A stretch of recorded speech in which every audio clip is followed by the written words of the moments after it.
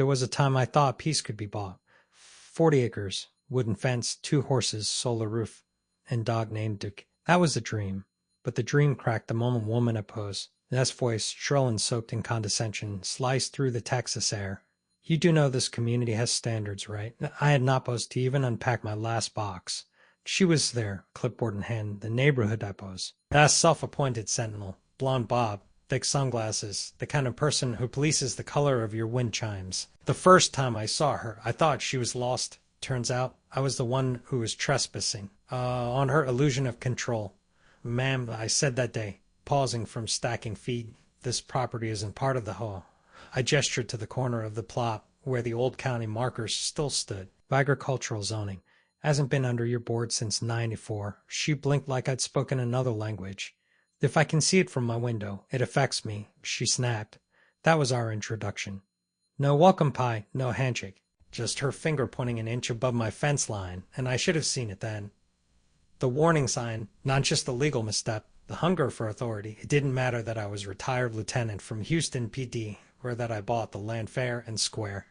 To her, I was disorder. I was wild grass growing too close to the roses.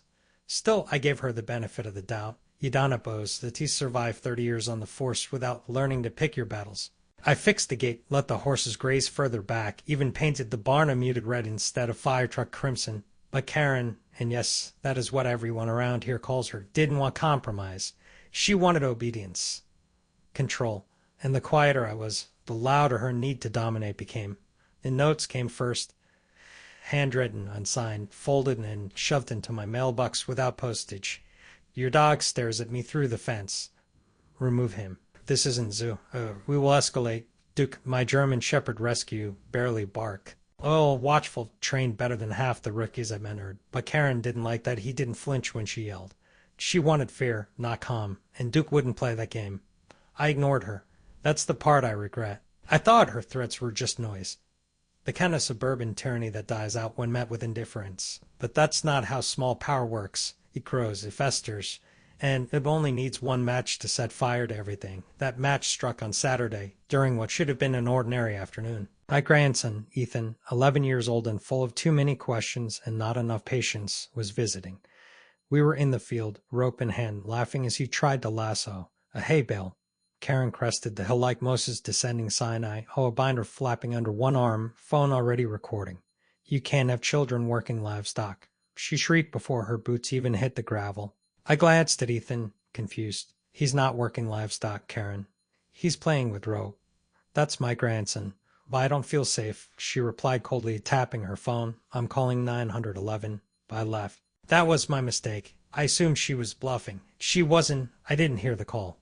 But I heard the sirens. They came hard and fast, tires kicking up clouds of dust, lights painting red and blue streaks across the open field. I just stepped into the back pasture when the shouting began. Hands up, dropped the weapon. I froze. Not because I was scared. Instinct had taken over. The calm settles in. You know the dance. Move slow, keep eye contact, show the palms. Don't escalate. Problem was, I had no weapon. Just a cold rope in one hand, a pocket knife in the other. The kind used to cut baling twine. Still, I placed both on the ground. Duke started barking, then sharp and protective, and I shouted over my shoulder. Ethan, get back to the porch. But they didn't wait. Young deputy had his Glock halfway drawn. Another called out, report of an armed man threatening an elderly woman on her property. And then, Karen, her voice ringing out like the final chorus in courtroom drama. That's him. That's the one. He threatened me. It was script, and I wasn't just cast in it. I was convicted before the first line. But then the sheriff stepped forward. Blake, young guy, new to the post. But I knew him. Or rather, he knew me. He just didn't remember yet. You sure you want to do this, Blake? I asked, slow and calm, like I was deactivating bomb. His brow furrowed. Do I? No, you should, I said, reaching carefully into my jacket. No sudden moves. Badge first, always. The metal gleamed in the setting sun. Gerald Mathis, retired lieutenant. Houston PD. You trained under me. The world stopped. Silence dropped heavy over us. Karen's smug grin faltered. The deputy shifted, uncertain now. And Blake took the badge like it was made of live wire. His posture changed. The gun holstered slowly. Sir, he murmured. Oh no. I nodded. Oh yes. And you just rolled into my pasture because Karen can't tell the difference between child learning knots and felony. But Karen wasn't done. What's going on? Arrest him. He's dangerous. Her pitch climbed higher, more desperate, and then Duke limped into view. He wasn't barking now. He wasn't charging. He was bleeding. Front paw streaked with red, his gait uneven. I looked down and saw it. Blast shards by the fence, the kind you'd only find if someone smashed bottle there on purpose. And then I saw the rake in Karen's hand. Metal tines stained dark at the edge. "Drop that rake, Karen," I said, voice harder now, deeper. No, she trembled, but didn't move. "He came at me," she whispered. I was defending myself. "Blake, raise hand. Ma'am, he let that beast loose. It could have killed me." "He's therapy dog," I replied, kneeling beside Duke. "And you stabbed him. People like you think you're above the rules." She spat. "You don't belong here." And there it was again. The root of it all. Not noise. Not fence height. Not even the barn color. It was about control. About belonging. And I didn't fit her mold. Didn't answer to her code. My independence was threat to her little kingdom of lawn signs and clipped hedges. One of the younger deputies stepped forward, body cam blinking. "Sheriff, I got this on footage." The dog wasn't attacking. It didn't even bark until she raised the rake. Karen turned pale. The truth caught in fork. But I wasn't focused on her anymore. I was focused on Duke, on the way he leaned into my leg, trusting me not to let this become something darker. Blake stepped away, murmuring into his radio. I caught snippets. Animal control. Possible cruelty. Call for vet. The sirens faded, replaced by something heavier. Judgment. Karen backed away, still clutching the rake like it was proof of her victimhood. But no one bought it now. Not even her. And just as I thought the worst had passed, just as Duke sighed into the crook of my arm and I was about to stand, they arrived. Unmarked SUV, dark suits, no county tags. 3 men stepped out. The one in front flashed badge I hadn't seen in years. "Mr. Mathis," he said, eyes scanning the barn behind me. "We need to talk." Now, and just like that, the HOA night returned federal. Karen may have lit the match, but what she'd ignited was wildfire. One that reached all the way back to file I never meant to open again. But before I tell you what was in that file, and why it nearly got me killed, you need to understand, justice never forgets, even if everyone else tries to. By Sunday morning, the dust from the squad cars had finally settled, but the tension in the air clung to my ranch-like humidity before thunderstorm. Duke lay curled on an old quilt in the living room, his paw freshly bandaged, chest rising and falling in quiet exhaustion. Natalie had driven down the moment she got my call, her face taut with worry but her voice calm, as always.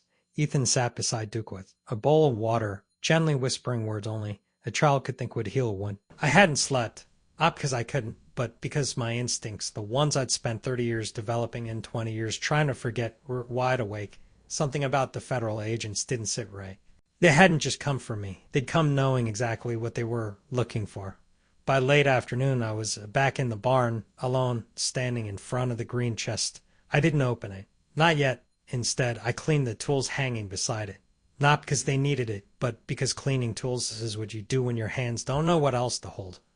That chest contained the Santiago memo, a report I wrote a decade ago during the worst year of my service, a year full of cover-ups, intimidation, and the slow, grinding realization that the badge I wore had started to mean something different than what I'd sworn to protect. I had buried it all. The truth, the rage, the guilt.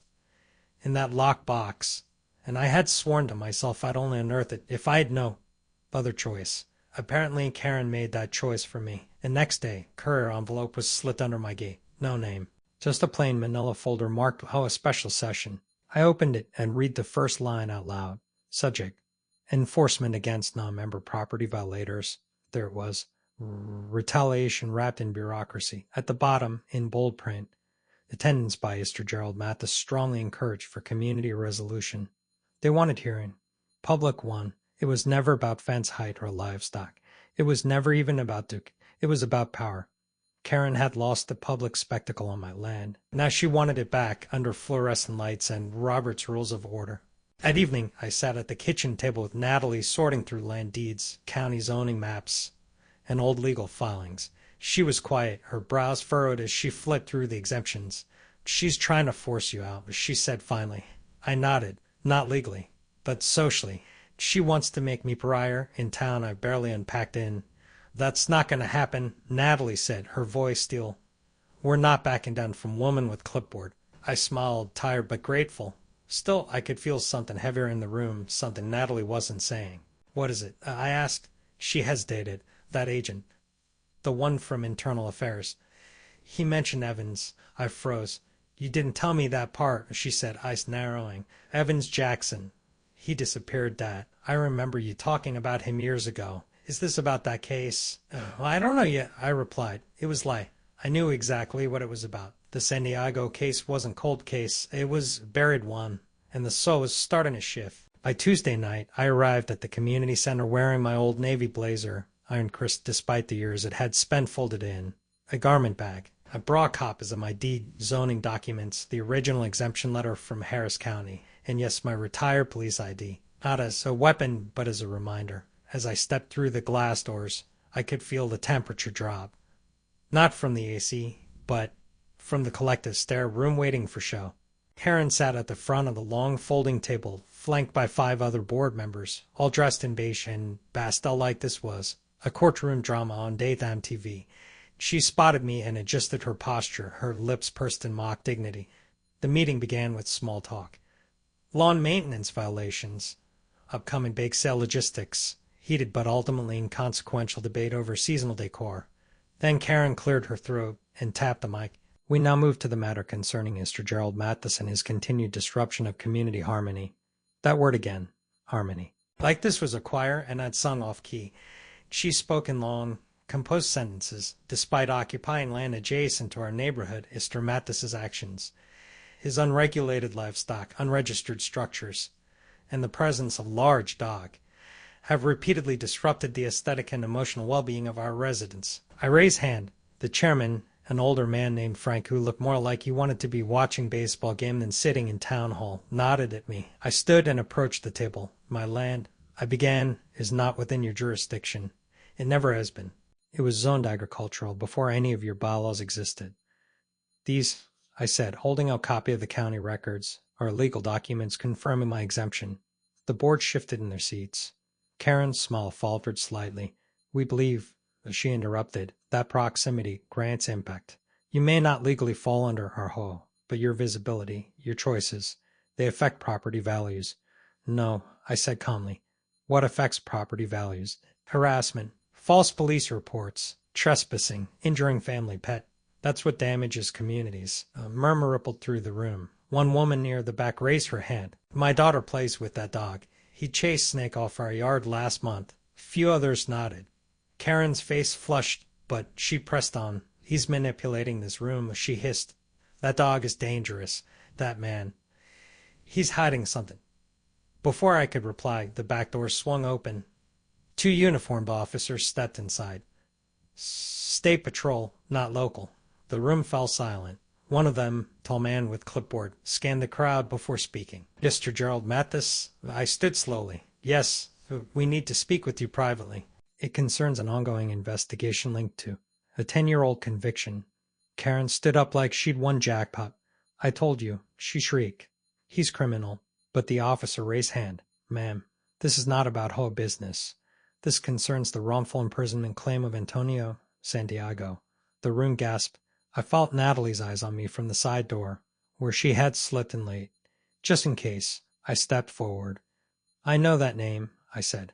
"What do you need from me?" The second officer, woman with auburn hair and sharp eyes, handed me folded document. "You wrote memo that was never filed. We believe it may exonerate man who spent decade behind bars." I stared at the paper. "Review petition. Santiago v. State of Texas." My signature, faint but there. I looked up. "Live copy," I said quietly. "Come with me." We walked out of the meeting to a room full of whispered chaos. Karen stood frozen, caught between triumph and confusion. She had dug too deep, and now she was standing at the edge of something darker than she'd ever intended. I didn't look back. Outside, I led them to the truck and drove toward the ranch with the patrol cruiser behind us. Something had changed. This wasn't about barn colors or barking dogs anymore. This was about truth, about story buried under a decade of silence and the noise of false order. And the next chapter was already waiting in the dark, ready to be heard.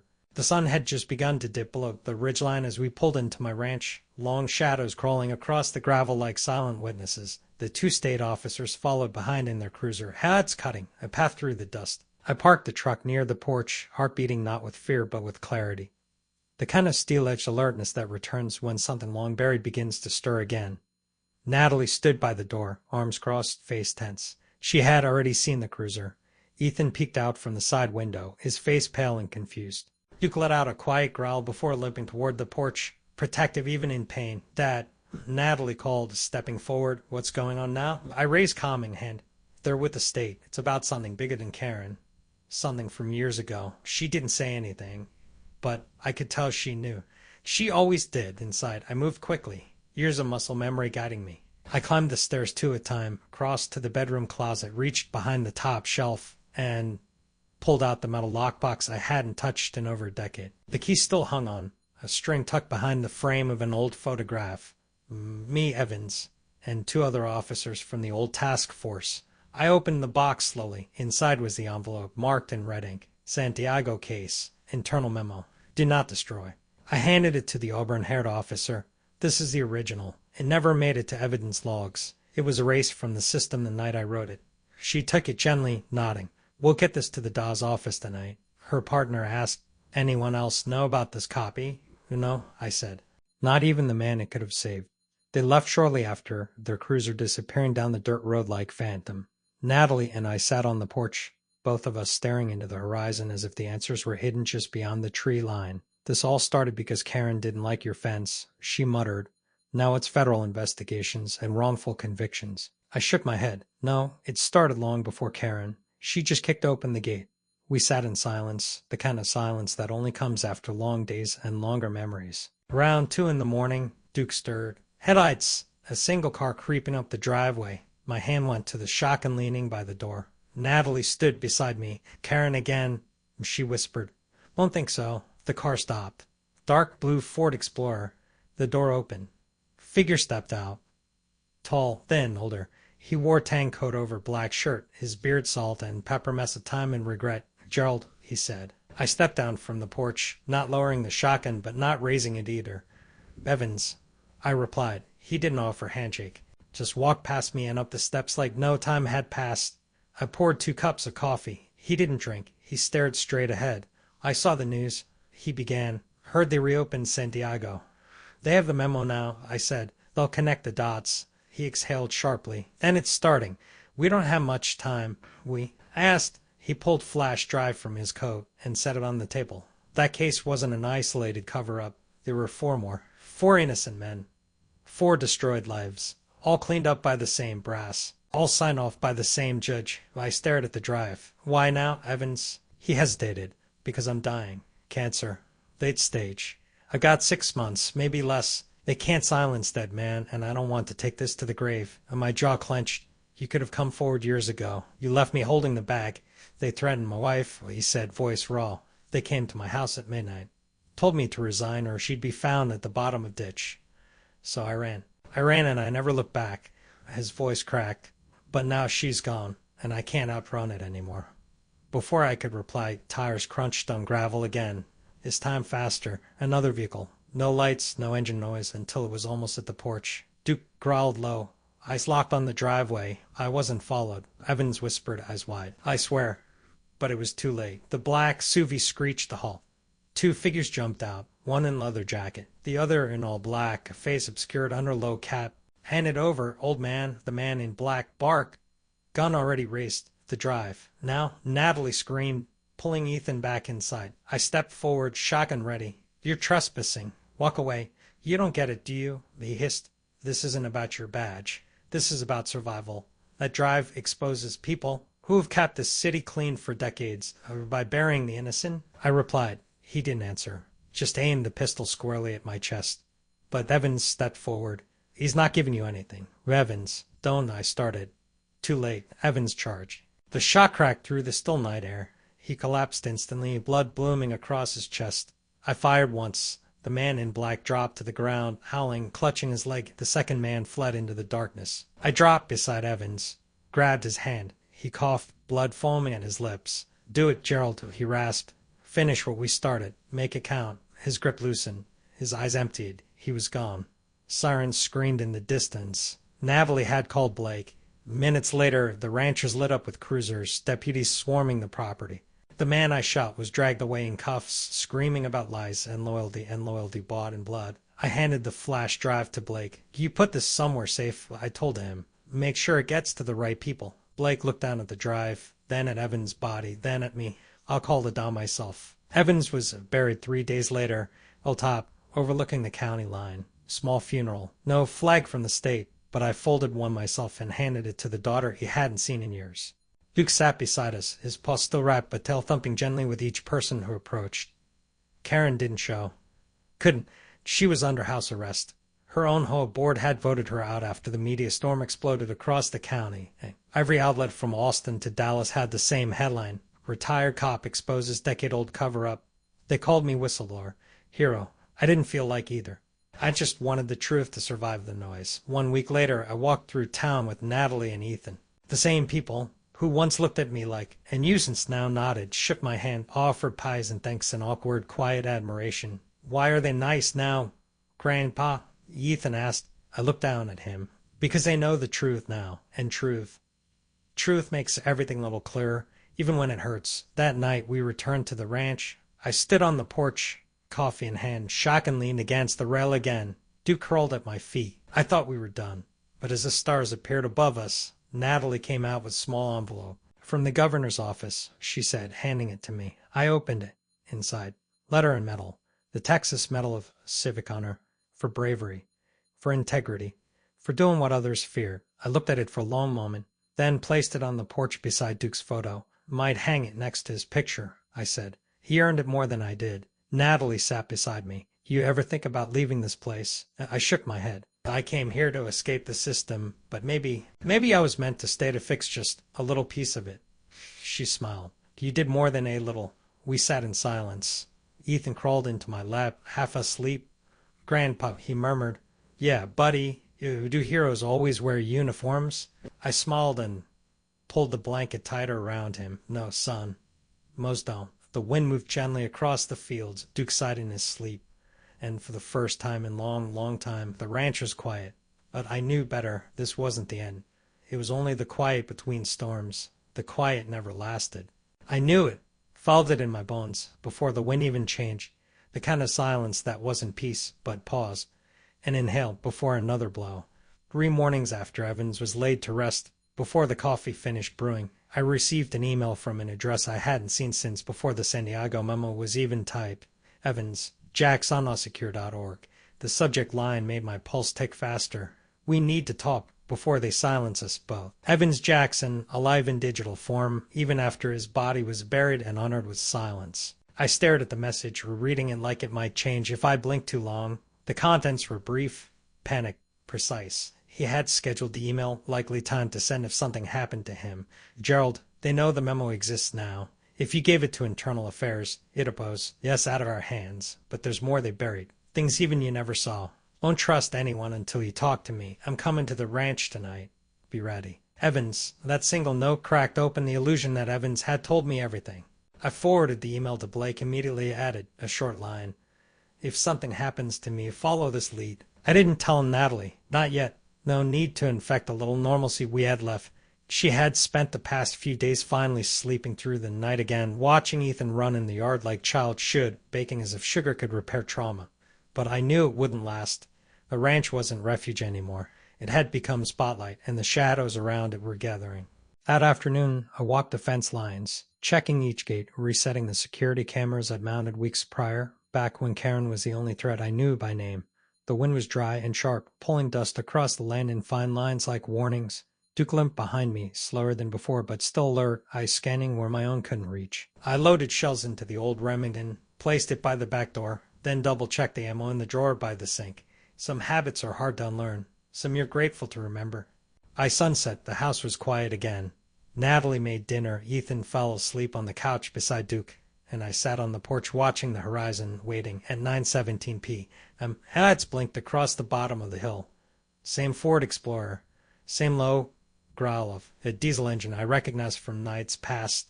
I stood up slowly, heart tight but steady. Evans was dead. This wasn't him. This was something else. The Explorer stopped. Man stepped out. But it wasn't stranger. It was Evans' son, Michael. I hadn't seen him in over 15 years. Color now leaner as hard. He wore a utility jacket and held a small leather bag under one arm. Gerald, he said simply. Michael, I replied, stepping down off the porch. You're early.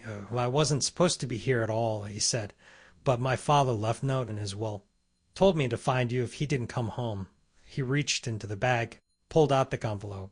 He said you'd know what to do with this. Inside the envelope were copies, scans of memos, transcripts, internal emails, all connected by the same thread, covert internal program called Echo Blue. Name I hadn't heard since the early 2000s, buried under layers of budget lines and fake audits. Echo Blue was meant to be task force for internal police reform. But like all things born from good intentions and bad funding, it had morphed into something else. Shield for high-ranking officers to bury misconduct, bury people, bury anything that didn't fit the department's image. Santiago's case had only been the tip. The files listed names. 4 more. 4 men, all convicted under questionable circumstances. One of them was already dead. Another had spent 16 years behind bars for murder weapon that mysteriously vanished. Evans had been compiling evidence long before he ran, and now, through his son, he had passed the torch to me. Michael didn't stay long. He said he'd done his part.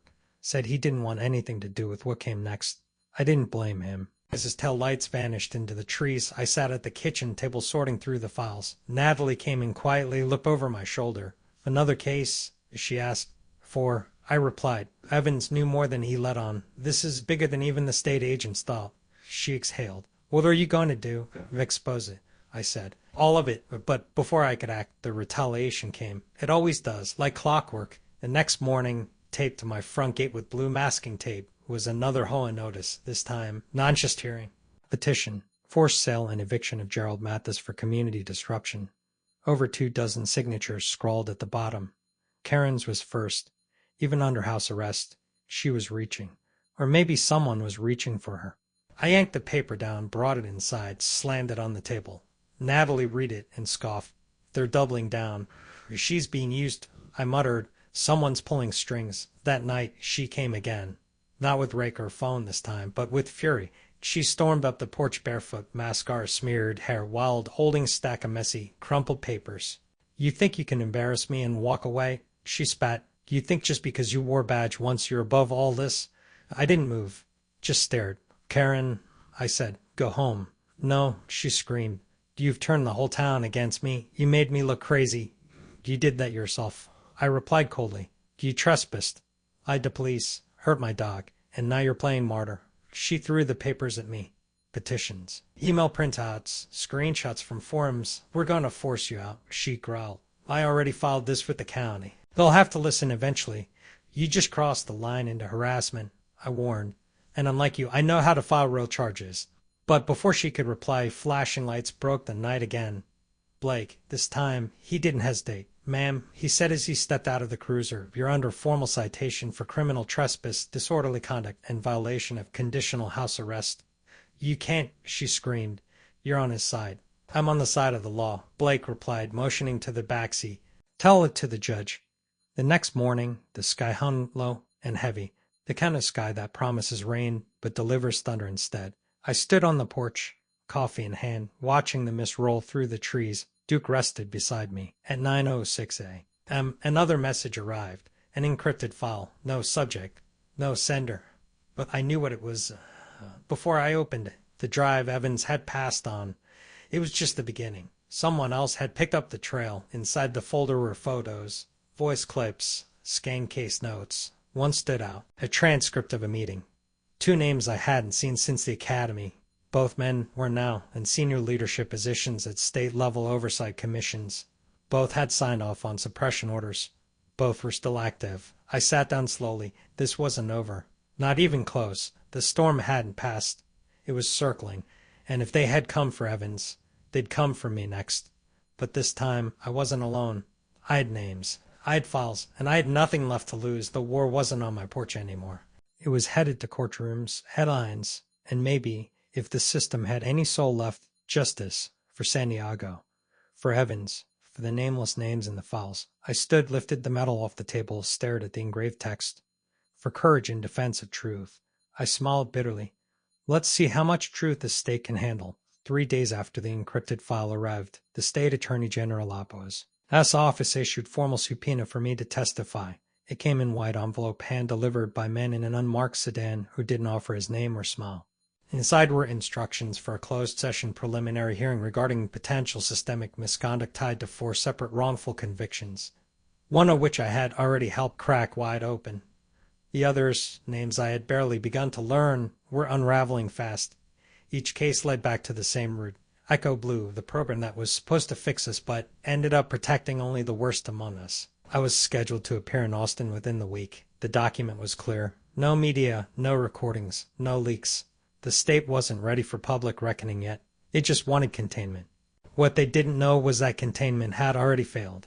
I spent the next few days building war chest. Natalie printed every file from the encrypted drive of Insapos, the final archive, while I annotated case notes, linked evidence, and identified gaps that could be patched with sworn testimony from still living officers. Some were ghosts now. Retired, disappeared, presumed too old to care. But I knew better. Silence doesn't come from age. It comes from fear. I wasn't afraid anymore. Not after Evans bled out on my porch. Not after Karen weaponized neighborhood like courtroom. Not after my dog limped through weeks of healing from a wound made by someone who called herself a protector of community standards. Duke, ever my shadow, stayed close. He had returned to full strength, paw healed but bearing the scar-like badge of its own. Ethan started calling it his hero stripe, and every time he said it, the boy's voice carried more pride than pain. Natalie kept Ethan at home the day I left for Austin. She packed lunch in the old leather satchel I hadn't used since my last year in uniform. "You come back whole," she said, adjusting the strap on my shoulder like mother sending child off to school. I nodded once, kissed her cheek, then looked down at Duke. "Guard them," I said. He thumped his tail once in silent reply. The hearing room in Austin wasn't grand or historic. Just another government office with stale coffee, fluorescent lights, and the faint smell of carpet cleaner doing a bad job of hiding decades of bureaucracy. The panel consisted of 3 assistant attorneys, 1 state oversight rep, and federal liaison who introduced herself simply as Porter. I recognized the eyes, cold, measuring, like a chess player sizing up a clock. I laid out everything. Santiago's memo, the missing reports, the internal evidence Evans had left, the 4 names, the patterns, the manipulation of timelines, suppression of exculpatory witnesses, forged signatures on chain of custody documents. The room got quieter with every page I turned. No one interrupted. No one challenged. Not yet. Porter leaned forward only once. "You understand," she said, "that what you're presenting implicates current high-ranking law enforcement officers, 2 judges, and now sitting state senator." "I understand," I replied, "that what I'm presenting is the truth." She sat back, fingers tented under her chin. "And your motive?" "Justice," I said, "and promise I made to men who died making sure this evidence reached your table. They didn't say thank you. They didn't say good job. They just took the files, sealed them in gray evidence crate, and dismissed me with nod." But I knew what that nod meant. The wheel had turned, and it wasn't going to stop. Back home, the landscape had shifted again. Karen was no longer under house arrest. Plea deal had been quietly pushed through, with the county judge reducing her charges to community service and mandatory counseling. She'd vanished from the community center rosters, but her influence hadn't. The same week I testified, a letter started appearing again. Unsigned, but identical in tone and phrasing. Continue. Violations. Public nuisance. Livestock sanitation concerns. Thinly veiled threats typed by someone who thought enough paper would bury me. They were wrong. One evening I returned from town to find Duke pacing at the gate, fur bristled, eyes fixed on a black car parked just beyond the easement line. It was empty, engine still ticking warm. No driver. No. Just sitting there like a whisper with no words. I didn't call it in. I didn't chase it off. I simply stood there, watching it, letting them know that whatever game they thought they were playing, I'd already read the rules. The next morning, letter arrived. Not from the HOA. From the governor's office. A formal invitation to an upcoming public hearing. The first open session regarding the Echo Blue investigation. They wanted me to speak, not behind closed doors, not to panel, but to the people. I stared at the letter for a long time. Natalie read it over my shoulder. "You gonna go?" she asked. "They'll come after you again." "Oh, they already did," I said. "I'm still here." When the day came, the auditorium was full. Press lined the back wall. Victim Sapos. The families filled the front. And somewhere, far right in the 3rd row, I saw a woman holding a photo of her brother, one of the 4 names on Evan's list. I stepped up to the podium, cleared my throat, and spoke. I didn't use notes. I didn't need them. I spoke about San Diego, about Evans, about the men who destroyed records to protect promotions, about the culture of silence that turned good cops into ghosts. I spoke of Duke's injury, Karen's vendetta, the way small power mimics large corruption. I spoke of truth, and how it always comes with cost. But the cost of silence, I said, is always higher. When I finished, the room didn't erupt in applause. It exhaled. Long, heavy breath like the release of weight nobody realized they'd been carrying. Porter approached me later. Her voice was softer this time. You just opened door we can't close again, she said. Good, I replied. Then keep walking through it. Weeks passed. Then months. Investigations turned to indictments. Names once whispered in fear were now spoken. Out loud in newsrooms, Evans was posthumously honored by the state. His daughter stood beside Natalie at the ceremony. I declined the spotlight. Let the story tell itself. One night, as the sun dipped behind the barn, Ethan sat beside me on the porch, swinging his legs, staring at the horizon like it held a secret. Grandpa, he asked, do you think it's over now? I looked out across the fields, wind moving through the tall grass like sigh. I think the hard part's over, I said, but truth doesn't rest. It walks, quietly, until someone tries to silence it again. He nodded slowly. Will we always be the ones who have to protect it? Oh, sometimes, I said. But I'd rather be the man who protects it than the one who buries it. Later that night, Natalie handed me sealed envelope. No return address. Inside was single photograph. Evans and I, back when our eyes were younger and our hearts hadn't yet learned how betrayal feels. Scrawled on the back in faded ink. Make it count. I placed it next to the governor's medal on the mantel. Not his trophy, but his promise. And as the wind rattled the porch screen, Duke lifted his head, ears twitching, eyes sharp. Somewhere out there, another storm might be forming. But for now, we had peace. And this time, it was a peace we had earned.